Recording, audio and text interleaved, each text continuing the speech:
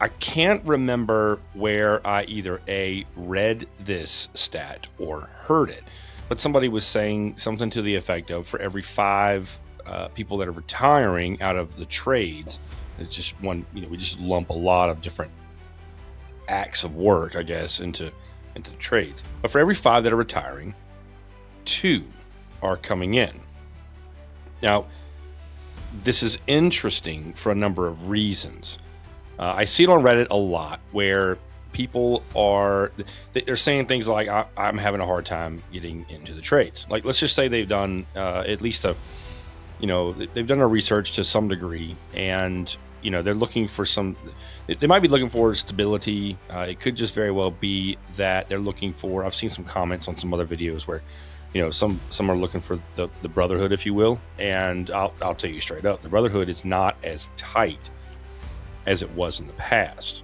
But I suspect that it's a lot tighter than many white collar areas and facets of whatever work it happens to be. But nonetheless, they're looking to get into the trades, and a common complaint turns out to be that they're having a difficult time to do that. So I wanted to address a specific thing that I think is actively contributing to this.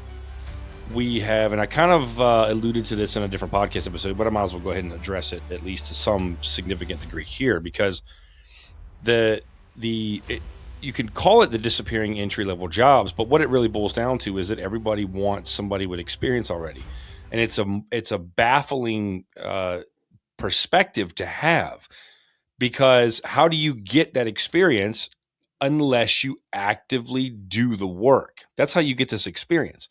As a 24-year union iron worker here, I how I got my experience? By doing. I didn't learn through osmosis. And this kind of starts from customers, and it kind of stems from contractors or the people who are employing them. Now, to some degree, I'm seeing this kind of the tide turning a little bit, because we're having some very large, or at least larger than what we've normally had, from apprentices, like the apprentice classes. We've got a lot more apprentices in than we used to have. Some of that is obviously interest driven, but some of it is also preservation driven from companies that are finally starting to, admit, at least internally, I suspect, that, oh, well, we're going to have to, we got to train up some people. But we still want, right? We still want those people with, 15, 20, years in this game, but we'll take what we can get right now to some degree. But there are some contractors that seem to be like actively participating in the, I want somebody with experience. I want journeyman. We only want journeyman. We only want journeyman. This is flawed thinking. And flawed thinking will come back to bite you down the line. Because if you're building your company culture, well, that's what you're doing, even though you don't even know it. You may not even actively think that you're doing this.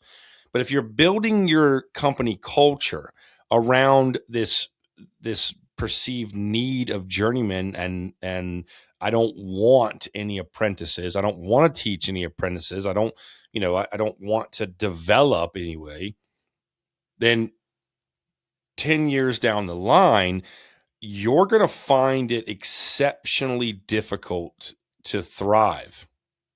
You're really going to be in survival mode in a lot of ways. You think you're in survival mode now. It's going to be the same thing in 10 years, but a little bit worse for you.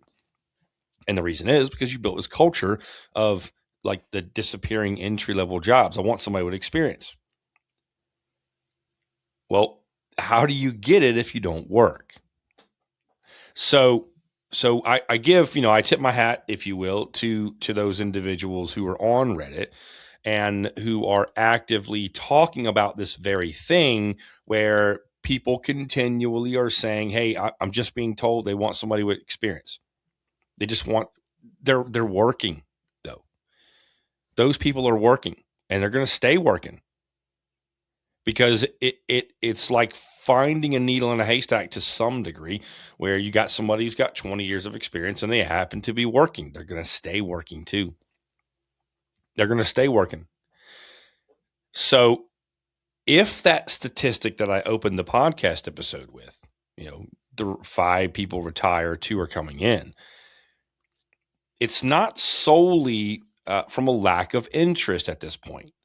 I mean, we're steadily talking about it more in the culture, and there's a whole long list of people who have said, and not to beat a dead horse, but there's a whole long list of people who've said, if the trades fall or if tech falls, I'm gonna go this direction, or I'm gonna try to join the trades. And I've got a whole other podcast episode about some thoughts about the white collar interest in the trades, if you will. But I don't think that this disproportionate number of people going out versus people coming in is interest based at this point. I think there's a decent level of interest in the trades as far as people trying to come in and at least try and get their feet wet to see if, okay, well, maybe this is not my cup of tea. That's 100% true.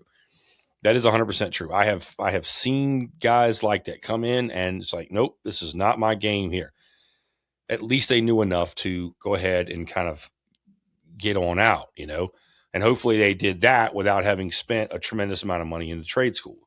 The trade school, by the way, is by and large, if the particular field that somebody is interested in actually has apprenticeship programs, then a trade school is a waste of time, is what I'll say.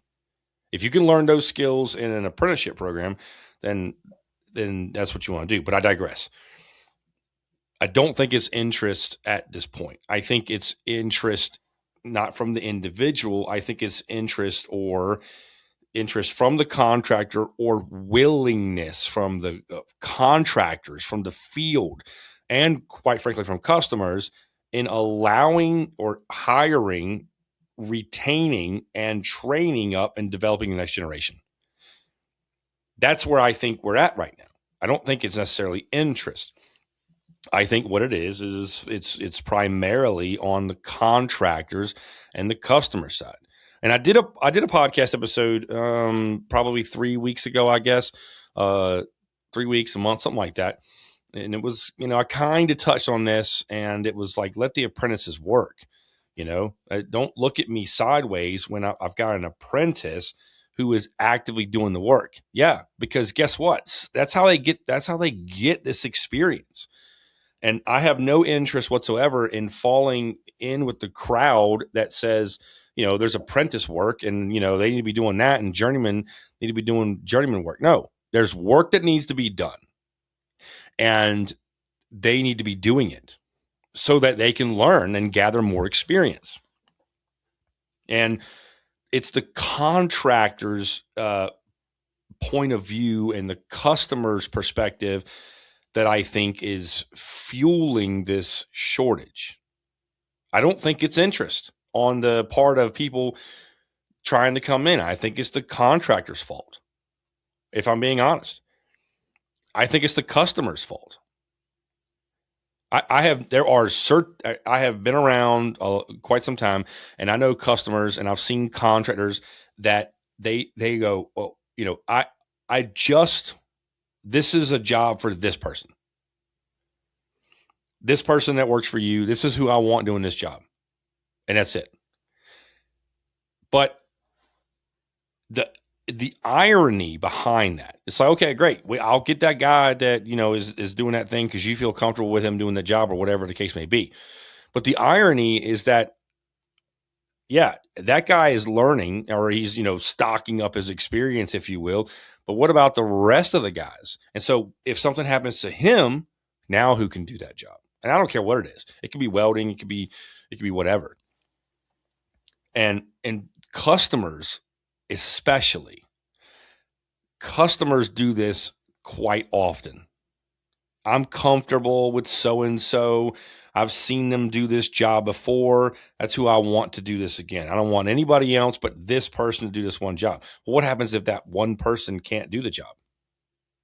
What happens if they're on a different job? What happens if they move? What happens if, God forbid, they pass away?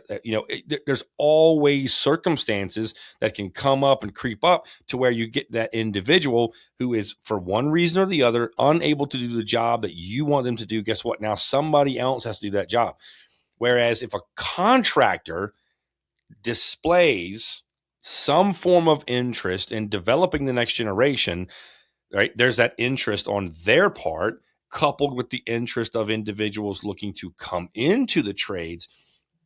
Now, allow that person to do this. And I'm going to allow another person to do this and another person to do this. Why? Because I want a robust, or as robust as possible, experienced workforce working for me. I want them working for me. And so that I can go to the customers and say, hey, I've got a whole group of guys that jive, work well together, and have a wide variety of experience. And here's the thing with the customers additionally as well, that sometimes it makes it so difficult to convince them of this, but it's 100% true.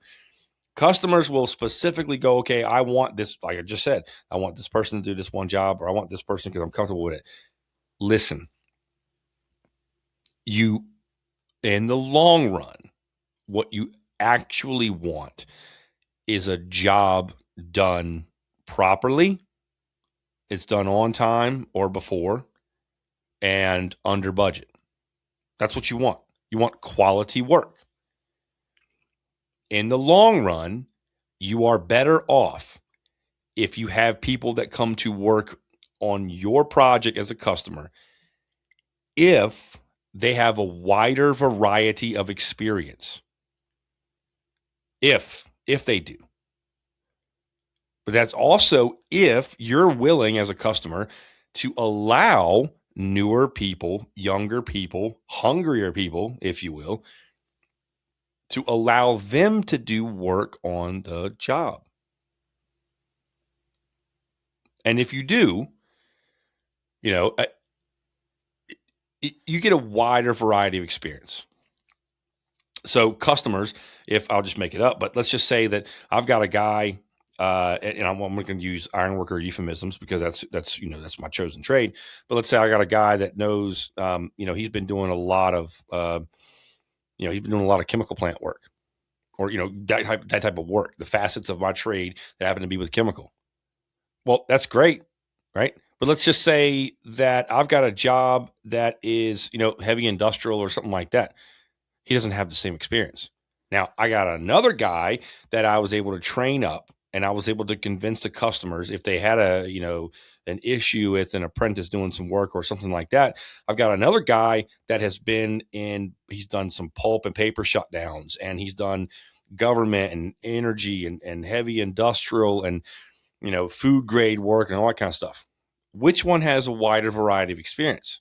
Now, I already know the answer to this one, but which one is able to provide the customer with a wider, let's say, ability to solve problems and take care of issues? The one with the wider experience. But you know what it takes to get that one person or that crew or whatever to have that wider variety of experience?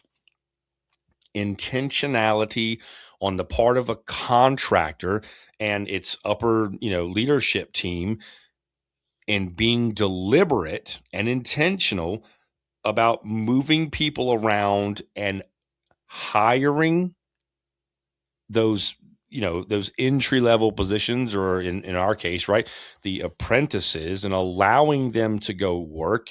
And it just means it's an enormous amount of work on the part of the contractor.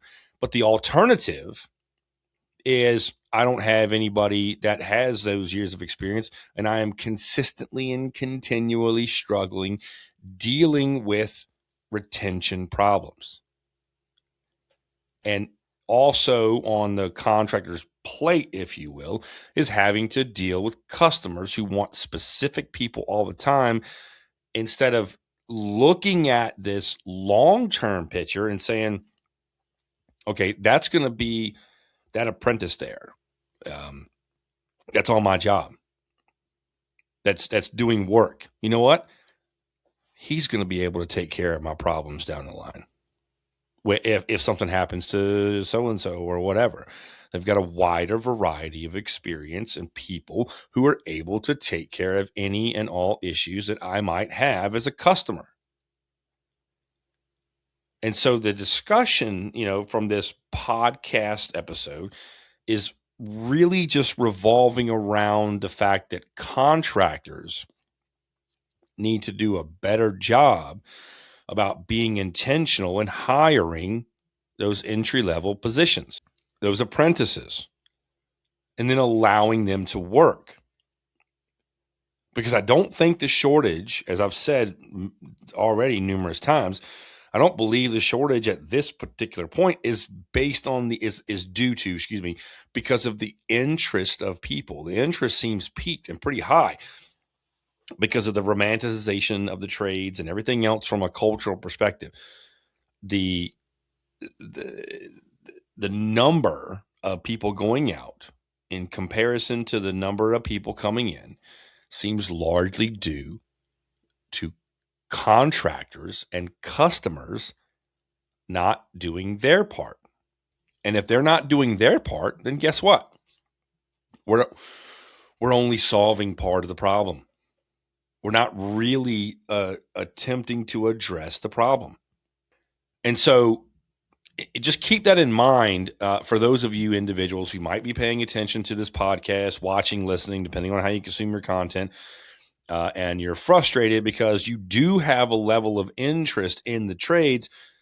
You just can't get somebody to hire you. Now, I would say make sure that you definitely, kind of aim for an apprenticeship program if there's one near you. And if there isn't one near you, you might want to seriously think about moving. Because there are there are apprenticeship programs in whatever your trade is across this country, and they will only take enough. They'll only take enough people in the apprenticeship that the contractors that they work with are able to employ. And an apprenticeship program is the way an apprenticeship program is going to work and help out is that the contractors that are signatory, in this case with a union local, and put on apprentices have been doing so for quite some time. And so, and they're far more aware of, let's say, the tract that, I'm bringing apprentices in and I'm getting them some time, behind, let's say, behind the shield or rigging or fabrication, whatever it happens to be. And so they're far more likely to employ apprentices than, say, some of the other contractors that are, like, let's say, non-union, for example, that, are not associated with an apprenticeship program. Or if they are, they hardly ever utilize it because it does put more work on your plate to be intentional and to hire apprentices and to continually develop them. But like I said in a previous podcast episode, you have to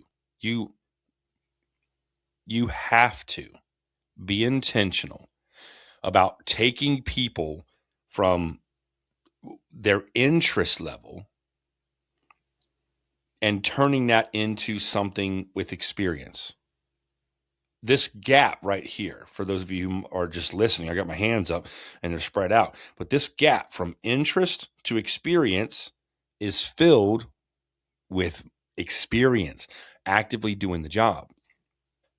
But if we won't even hire these people who have interest, then who can we really blame when we're, looking at the shortage of people and we're, let's say, complaining, if you will, about the shortage of people and the shortage of skilled manpower?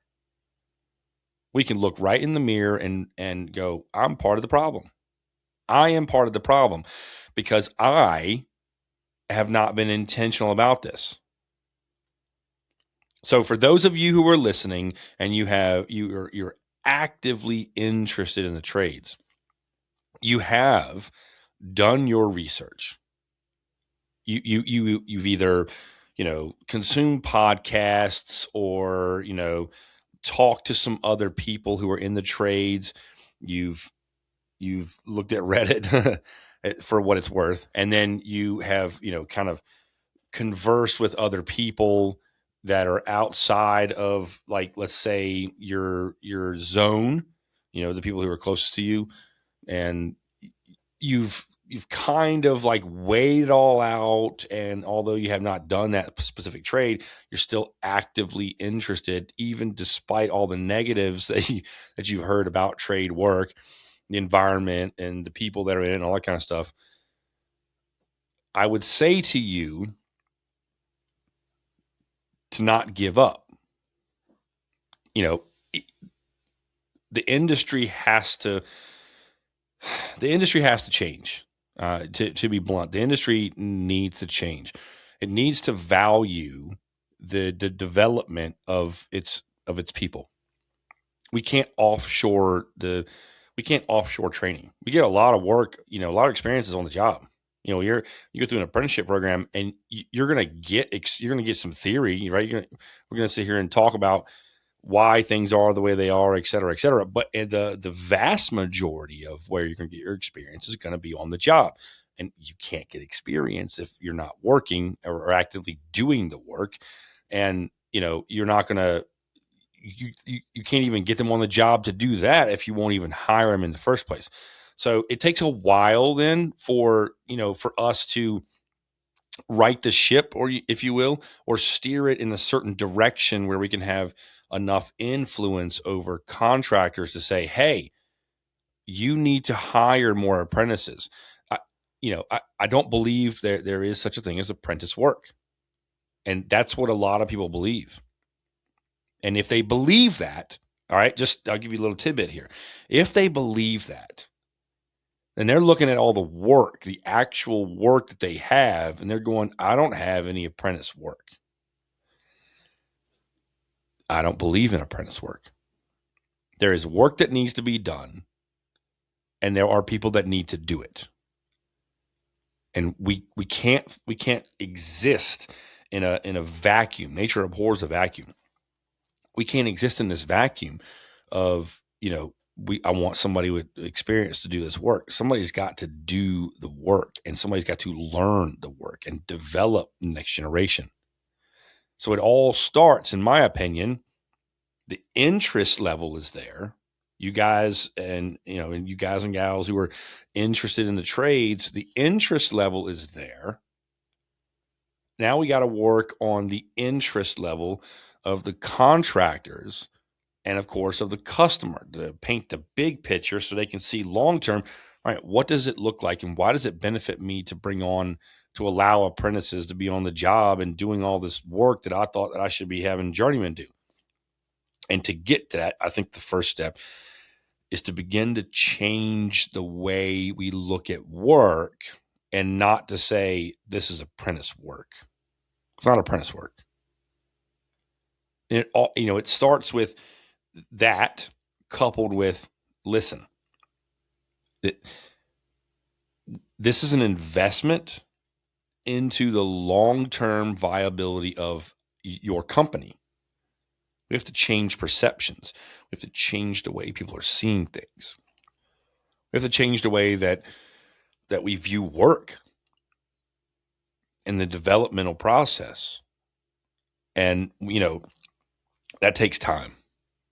I mean, the interest level in the trades wasn't there for many, many, many years. But now it is, but did it take a lot of time to get to that point? Yes, it did. And there were some other things, quite frankly, that the trades had absolutely nothing to do with the interest level of people coming in the trades. They had nothing to do with that. They have very, very little to nothing to do with the fact that some of the other industries are getting hit hard, through automation or, AI or whatever. They had nothing to do with that. Nothing at all. The trades had, absolutely nothing to do with the fact that more people are interested in the trades, because the crack in the narrative that you got to go to college to get a good job is too big to ignore by a lot of young people now. There's way, way, way too many people who are on social media talking about the massive amount of debt that they've got, the way that their loans have been structured, and that whole dynamic there with predatory loan agencies and, effectively turning an entire generation into an economic slave, et cetera, et cetera. The trades had nothing to do with that either. The trades are what I like to call a legacy industry. It's been around a long time, right? And, they could just basically kind of sit on their hands and wait for people to kind of come to them and go do work. And then all of a sudden, check it out. It doesn't, your operating mode, if you will, doesn't work the same way that it used to. I wonder why that is. So the trades had a whole lot of nothing to do with any of that, and in creating the interest, if you will, that this renewed interest that we're seeing, culturally in the past 2-3 years, I guess it's kind of been. But the trades have a whole lot to do with the erroneous thinking that there's apprentice work and I need to have journeymen and I don't have enough time to train people up and all of that. That stuff takes time. It takes time to address. It takes time to change. It takes time to convince people that there is no such thing as apprentice work. I cannot stress that enough. They have to do the work so that you can have the next generation that help you run your company. Let them have some skill. It's a continual process of development. And we, culturally have had this love affair with the idea of offshoring any and all training to the actual individuals that we want to come, that they're going to come work for me. So I'm going to make them spend their money and go get trained up. And then they'll come for me and they'll come to work for me. And I've saved all kind of money. This does not work. We know this doesn't work. We've had a 4-decade experience with this, and it doesn't work because then you get people into your company and then you have to train them anyway. It doesn't work. Sometimes I'm inclined to think that maybe it puts more work on me as a contractor. Somebody, when I'm trying to develop next generation and they come in and they've learned something and I have to deprogram you. So it doesn't work. But what does it do? It takes us time to address these points. If we can even be effective at addressing them at all, it does take time.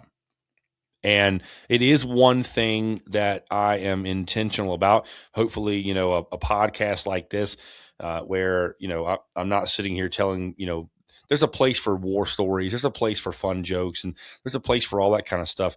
But some of the stuff that I end up talking about on this platform is the more serious side of things. Because I can see, I don't read tea leaves, but I can look down the line. I can see if we don't do, X, Y, and Z, if we don't continue to develop the next generation, if we don't continue to develop, bring them in, we're going to have burnout.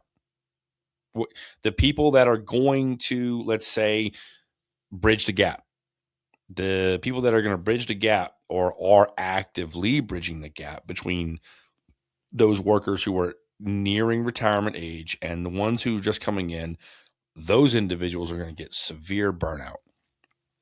And they're going to say goodbye to the industry. I'm tired of being burnt out. And you're going to be in a whole lot worse shape as a customer and as a contractor than you were before. And if you would have just been more intentional about recruiting, developing, and retaining the next generation who's going to carry your company forward.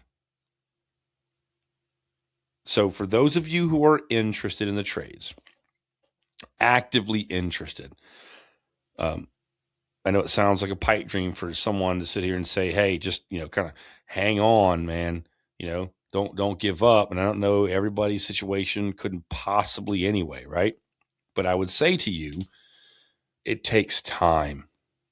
It takes time to change the perspectives and opinions. It's taken time from a cultural perspective to change the way that trades are viewed culturally. And it's taking time. I mean, and it's a hard fact, right? It's taking time for us to try and change the way that the industry sees the work and sees the people who are doing the work and their views. It needs to be changed. So it takes time. One way that you can actively participate in the conversation is to share out stuff like, a podcast episode just like this right here, where the more people who are talking about it, the more likely we are to gain some form of traction to try to wake up contractors and try to wake up customers and say, hey, we need to rethink the way we look at work and who does the work. And we don't have apprentice work, and we need to hire more younger people, not less. We need to hire more. They need to get experience, and we have to be intentional about that. So I think there's a complete restructuring of the construction industry to some degree. I mean, it's already working because a lot of young people bring in a lot of technology, and there's nothing wrong with that. But sometimes we also have to remember that sometimes there are some old ways that happen to be a lot better than some new stuff. So we have to balance things out in those regards, and shifting demographics and all that stuff is changing the way the industry is kind of basically structured. But I think there's room for more restructuring when it comes to how we look at work and how we view those who are doing the work. But it's just going to take time. And that's probably not exactly what you want to hear. And I totally, totally get that. I understand. I don't have all the answers. But if you're actively interested in the trades, I would say keep on, but just understand that interest isn't the same thing as, inside the trades, doing the job. There's a whole lot of people. I mean, if I'm being honest, there's a whole lot of people, who say, I'm interested in the trades, but that interest level doesn't manifest anything out of it at all. And it doesn't show any kind of tenacity because I've gone down to the apprenticeship hall and talked several times, or, it's just this 30,000 foot overview of, it sounds kind of interesting, and it never manifests. And, there's been a lot of different guys and gals who have said that they were quote unquote interested, but what they really ended up doing was wasting somebody's time. So I don't know, man. It's going to take some time to change the way that work is viewed, I think. And if we can change the way that work is viewed, then maybe we can look at the fact that, having apprentices on the job is not just something that I, should do, or maybe I have to do it because of some form of an agreement or whatever, but I want more apprentices on my job site, so that they look at me and they go, this company right here gave me a chance, helped to develop me, put me to work, let me learn. They did all of this. This is a company that I want to stay working for. But that, getting that company, getting a company, if you will, to that point is an exceptionally laborsome, what I'll say is it's a project. It's definitely a project. You got to have somebody that wants to do that. And then that person has to get in there and they have to sit there and make this happen. You have to deal with all of the fallout. And it's an enormous burden. It's definitely an enormous burden. Do I think we can get a lot of companies there? It's possible. And we're striving as a company right now, or at least I am for sure. I want to be a company people want to come work for, and I want to be somebody that people want to come work for. So,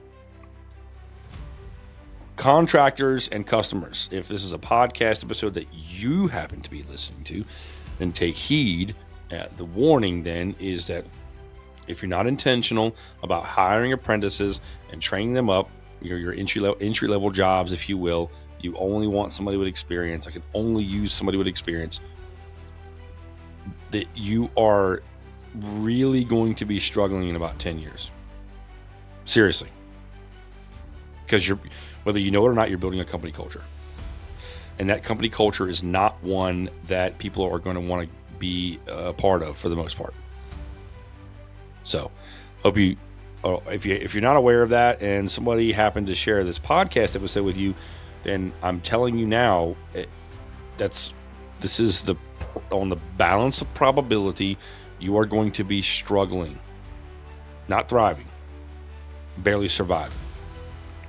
And for those of you who are interested, demonstrate your interest by continuing to pursue opportunities and openings, and keep at it. So, all right. Well, thank you for listening to this podcast episode. I really appreciate it. It seems like it's getting more difficult to actually find time to come down and record, working all these hours. But, I do it and I happen to enjoy it. And for each and every one of you who actually takes the time to listen and or watch, I happen to appreciate it more than you know. It means that I'm not just talking out into the vast echoes of space. So, all right. Well, thank you very much. And as always, stay safe out on the job.